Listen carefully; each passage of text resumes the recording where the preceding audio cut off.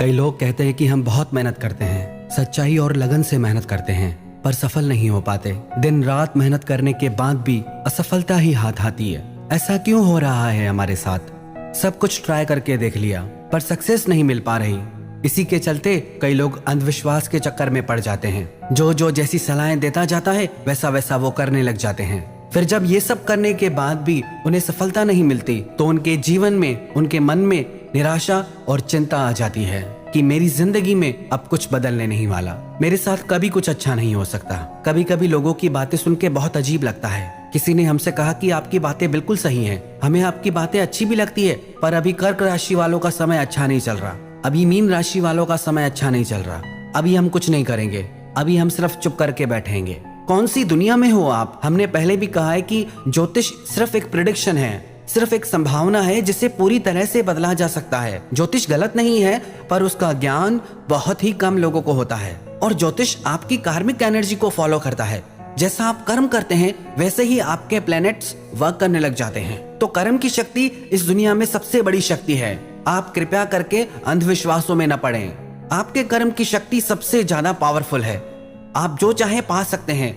लोग अपनी सोच के दायरे से बाहर ही नहीं निकल पाते, बस एक सोच में फंसे रहते हैं। एक लिमिट हो गई है, एक सीमा में, एक दायरे में खुद की सोच को बांध दिया है, इसीलिए बड़ा सोच ही नहीं पाते। और जिस इंसान ने अभी बड़ा सोचना ही शुरू नहीं किया तो वो कैसे कुछ बड़ी मंजिल को पा सकता है?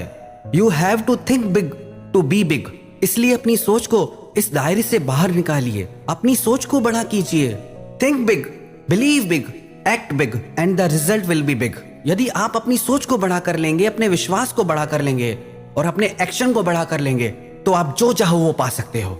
हमारी सोच एक दायरे में बंधी रहती है, इसलिए हम कुछ दूर देख ही नहीं पाते। एक राजा ने अपने शहर के 100 महात्माओं को बुलाया और उनसे कहा कि आज मैं बहुत खुश हूँ, इस नगर से बाहर मेरी बहुत बड़ी जमीन है, आप में से जो जितनी लेना चाहे वो ले ले, पर शर्त यह है कि हर कोई उस पे अपनी बाउंड्री बना ले, उस पे अपनी सीमा बना ले कि ये जमीन मेरी है। जो जितनी बड़ी जमीन को घेर लेगा वो जमीन उसकी हो जाएगी। सारे महात्मा खुश हो गए। सबने पूरी कोशिश की कि ज्यादा से ज्यादा जमीन हम घेर लें। सबने अपने आश्रम बेच के, जो कुछ भी था सब कुछ बेच के उस जमीन की बाउंड्री पे लगा दिया कि हम ज्यादा से ज्यादा जमीन रोक लें। राजा ने उन सबको 1 महीने का समय दिया था। 1 महीने के बाद राजा ने फिर सबको बुलाया। वो 100 महात्मा मिलके राजा के पास आए। राजा ने उनसे पूछा, क्या आपने अपनी अपनी जमीन घेर ली? सबने कहा हाँ, हम सब ने अपनी अपनी जमीन घेर लिए और उस पे अपनी बाउंड्री लगा ली है। तो राजा ने कहा फिर ठीक है, तो आप में से जिसने भी सबसे ज्यादा जमीन घेरी है, सबसे बड़ी जमीन ली है, वो आगे आ जाओ, क्योंकि जिसकी जमीन सबसे ज्यादा बड़ी होगी उसको मैं अपना राज पुरोहित बनाऊंगा। सब लोग एक दूसरे को देखने लगे। किसी को ये पक्का निश्चय नहीं था कि हमारी जमीन सबसे बड़ी है या नहीं। सब एक दूसरे को देख रहे थे। पीछे से एक महात्मा की आवाज आई। उसने कहा, राजा, सबसे बड़ी जमीन मेरी है। सबने उस महात्मा को देखा और सब सोच में पड़ गए कि ये महात्मा तो 1 महीने तक चुप करके बैठा रहा, इसने तो कोई बाउंड्री भी नहीं की। जब हम सब लोग मिलके काम कर रहे होते थे ये फालतू बैठा रहता था, इसने तो शायद कोई जमीन नहीं घेरी होगी। फिर राजा ने उससे पूछा, दिखाओ आपकी जमीन कहाँ है, मैं देखना चाहता हूँ आपकी जमीन। राजा उन सब महात्माओं को लेके उस जगह पे आ गया जहाँ पे वो महात्मा उन सबको लेके आया। उसने कहा, राजा, जहाँ इन सब महात्माओं की जमीन खत्म होती है वहां से मेरी शुरू होती है। ये सारी जमीन, ये सारी मेरी है। जहाँ से इन सब महात्माओं की बाउंड्री खत्म हो चुकी है उसके आगे की सारी जमीन वो मेरी है। सारे महात्मा उससे कहने लगे कि अरे तुम्हारी कैसी हो गई, तुमने तो उस पे बाउंड्री भी नहीं लगाई। तो उस महात्मा ने उन सब महात्माओं से कहा कि जब तुम सब लोग बाउंड्री बनाने में लगे हुए थे तब मैंने सोचा कि जब सारी जमीन मेरी हो सकती है, जब राजा ने छूट दे दी है, तो मैं क्यों बाउंड्री बनाऊं? जितनी भी जमीन बचेगी वो सारी मेरी।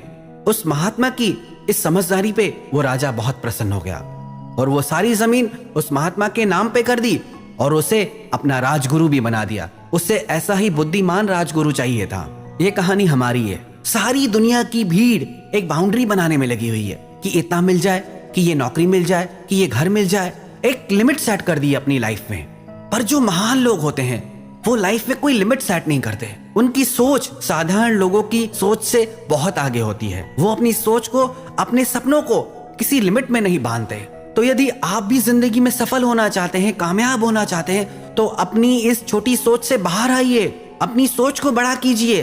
सिर्फ मेहनत करना ही काफी नहीं होता। मेहनत तो एक मजदूर भी करता है और मेहनत एक बड़ी कंपनी का मालिक भी करता है। पर दोनों के मेहनत करने के तरीके में बहुत अंतर है। बस उसी अंतर को समझना है। बस वही अंतर आपकी जीत का राज है। और वो अंतर क्या है? वो अंतर है सोच का।